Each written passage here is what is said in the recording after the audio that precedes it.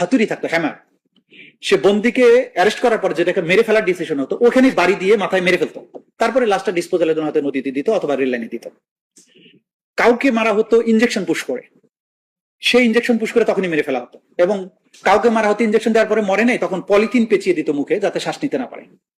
এগুলো ছিল এক্সিকিউশনের পদ্ধতি। আমরা এই তদন্ত, যখন গুমের তদন্তগুলো আমরা করতে গিয়েছি, সেই যে যন্ত্রপাতিগুলো এগুলো আবিষ্কৃত হয়েছে, যন্ত্রপাতিগুলো ধ্বংস করে এক জায়গায় ফেলা হয়েছে, সেখান থেকে আবিষ্কার করা হয়েছে, এবং স্টিল ইনভেস্টিগেশন ইজ গোয়িং। এই যে প্রক্রিয়া, তাদের শাসনামলের যে মানুষের সাথে তাদের আচরণ, তারা যে একটা গ্যাং অফ ক্রিমিনালস, এইটা প্রমাণ করার জন্য এই পটভূমি এই ট্রাইব্যুনালের কাছে অসম্ভব গুরুত্বপূর্ণ। সেজন্য আমরা এটা তুলে ধরছি গত 15 বছরে কি ধরনের শাসন বাংলাদেশে প্রতিষ্ঠিত ছিল, কেন তারা 2024-এ এসে নিরস্ত্র সিভিলিয়ানের এগেনস্টে এইভাবে ঝাঁপিয়ে পড়লো with all forces, helicopter, drone, lethal weapons, submachine গান, রাইফেল। এই যে তরুণ ছাত্র যুবকদেরকে এইভাবে মারলো নির্বিকারে, এবং মেরে শেষ করলো না, চিকিৎসা নিতে দিল না, পোস্টমর্টেম করতে দিল না, পুড়িয়ে ফেললো, দাফন করতে দিল না, কবরস্থানে নিতে দিল না, জানাজা করতে দিল না। এই যে কাজ, যে মানুষের ক্রিমিনাল অবস্থা, তার ক্রিমিনাল মাইন্ডসেট কতটা তীব্র হলে কোন লেভেলে গেলে এই কাজগুলো করা সম্ভব হয়, সেগুলো তারা করেছে। দেন মাইলট, এই ক্রস ফায়ার গুমের বাইরে শাপলা চত্বরে রাজনৈতিক প্রতিবাদকে স্তব্ধ করে দেওয়ার জন্য, ভয় দেখানোর জন্য শাপলা চত্বরে একটা সুনির্দিষ্ট দাবিতে দেশের আলেম সমাজ বিশেষ করে তারা এখানে দাবিতে সমবেত হয়েছিলেন। সেখানে রাতের আধারে যে অপারেশন চালানো হয়, যেভাবে মানুষকে গুলি করে মারা হয়, সেই হত্যাকাণ্ডের বর্ণনা আমরা দিয়েছি, সেই তথ্যগুলো দিয়েছি যে সেখানে কি আচরণ হয়েছে, কি ফর্মে মানুষকে হত্যা করা হয়েছে। এরপরে রাষ্ট্র ফ্যাসিজমকে উস্কে দেওয়ার জন্য শাহবাগে একটা মুভমেন্ট তৈরি করলো, ফাঁসি চাই, বিচার মানি না, ফাঁসি চাই। এবং এখানে তরুণদেরকে ইনভলভ করা হলো, একটা উন্মাদনা তৈরি করা হলো। প্রাইম মিনিস্টার স্বয়ং ইনস্ট্রাকশন দিতেন, 2 জন মন্ত্রীকে এটার জন্য দায়িত্ব দেওয়া হয়েছিল, এবং পার্লামেন্টে উনি দাঁড়িয়ে বললেন যে আমার মনটা তো শাহবাগেই পড়ে থাকে। সুতরাং এটা বোঝাই গিয়েছে যে শাহবাগের এই মুভমেন্টটা ছিল তাদের একটা রাজনৈতিক পলিসির অংশ।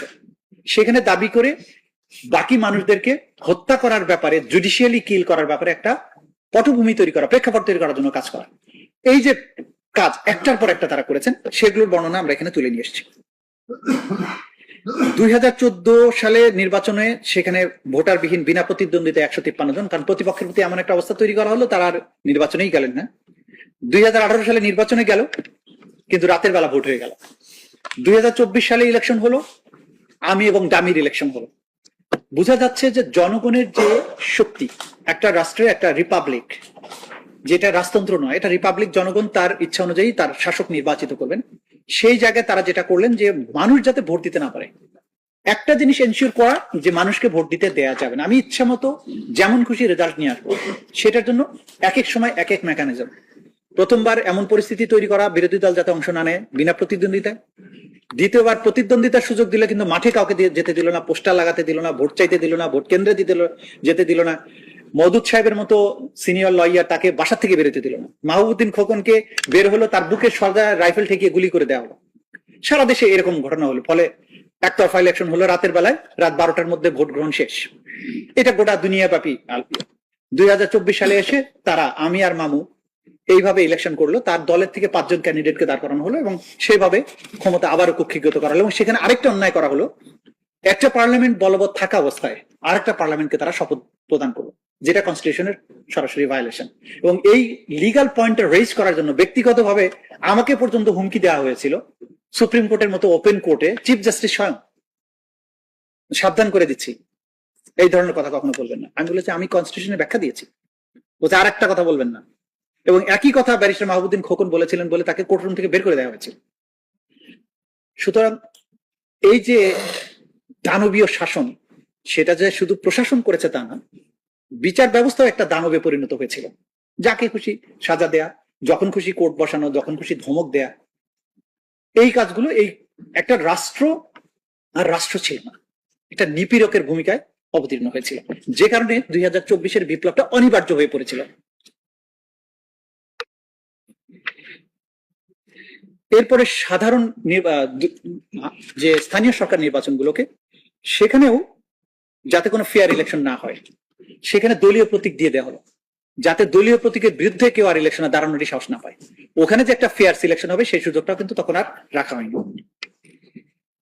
নির্বাচনের আগে এবং পরে বহু সংখ্যক মানুষকে গুম করা, মামলা দেয়া, এই কাজগুলো তারা করেছেন এবং এই যে তথ্যসূত্র সেগুলো আমরা দিয়েছি।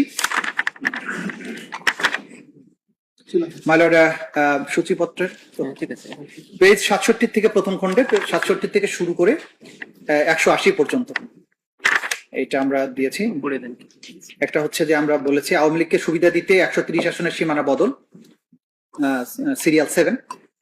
8 নম্বরে প্রণব মুখার্জির বই দি কোয়ালিশন ইয়ার্স, যেখানে ওই সেফ এক্সিটের কথা বলা হয়েছে। 9 নম্বরে হচ্ছে 2011 সালে বাতিল হয়েছিল তত্ত্বাবধায়ক সরকার কি পদ্ধতিতে বাতিল করা হয়েছিল সেটা। 10 নম্বরে উত্তাল সময়ে যেভাবে 2024 সালে 5 জানুয়ারি একতরফা নির্বাচন হয়েছিল সেটা, বিবিসি রিপোর্ট। 11 নম্বরে মঞ্জুরুল ইসলামের বই 2014 থেকে 2018 দলীয় সরকারের অধীনে প্রশ্নবিদ্ধ নির্বাচন, এই সংক্রান্ত একটা লেখা।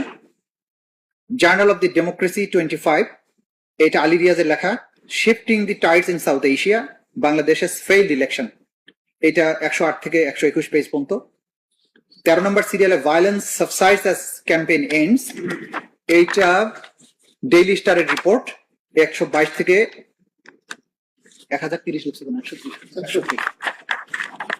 14 নম্বর সিরিয়ালে কাদির কল্লোলের সংসদ নির্বাচন 2018 যেভাবে হয়েছিল 30 ডিসেম্বরের নির্বাচন, 131 থেকে 140 পেজ। 15 নম্বরে নির্বাচনী সহিংসতায় 21 দিনে নিহত 22, 141 থেকে 143। 16 নম্বরে 14/11/2022 তারিখের একটা রিপোর্ট, অন্য কোন দেশে আগের রাত্রে ব্যালট বক্স ভরার কথা শুনিনি, এটা জাপানি রাষ্ট্রদূত বাংলাদেশে বলেছিলেন, 144 নম্বর পেজে আছে। আল জাজিরার প্রতিবেদন, Mahmud Faisal, Sheikh Hasina wins 5th term in Bangladesh amid turnout controversy, 145 থেকে 153। হিউম্যান রাইটস ওয়াচের প্রতিবেদন, violent autocratic crackdown ahead of elections, এটা 154 থেকে 159। হিউম্যান রাইটস ওয়াচের আরেকটা প্রতিবেদন, repression security force abuses discredit elections, 160 থেকে 161।